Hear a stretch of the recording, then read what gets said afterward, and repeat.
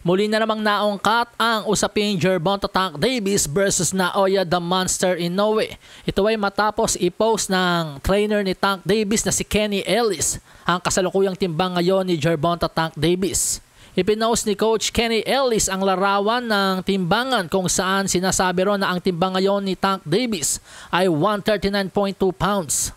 Bali, ang ibig sabihin po nito mga amigos, kahit kauumpisa lang po ng training camp ni Tank Davis, halos maabot niya na yung target weight na 135.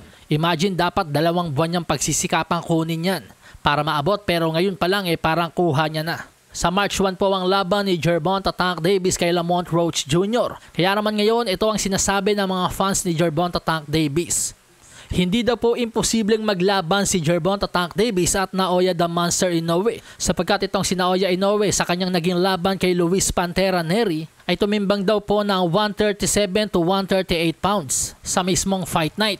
Kaya para sa kanila mga amigos hindi daw po imposibleng paglabanin itong si Tank at the Monster. Sapagkat ang walk-around weight nga daw po nitong si Naoya Inoue ay nasa 137 to 138 habang si Gervonta Tank Davis 2 buwan bago ang kanyang laban kay Lamont Roach Jr. ay nasa 140 pounds o 139.2 pounds. At yun ang iniisip ng mga Gervonta Tank Davis fanatics na walk-around weight ni Tank Davis, 139.2 pounds. Pero nagkakamali po sila doon. Kung si Naoya the Monster Inoue 137 to 138 pounds ang walk-around weight o yung kanyang normal na timbang kapag hindi siya nagte-training o wala siyang paparating na laban, si Gervonta Tank Davis po ayon mismo sa documentary ng Showtime, ang walk-around weight nito o yung kanyang normal na timbang kapag wala siyang laban ay nasa 154 pounds. Kung minsan naman ay nasa 150 pounds. Thank you. How much I weigh? 154.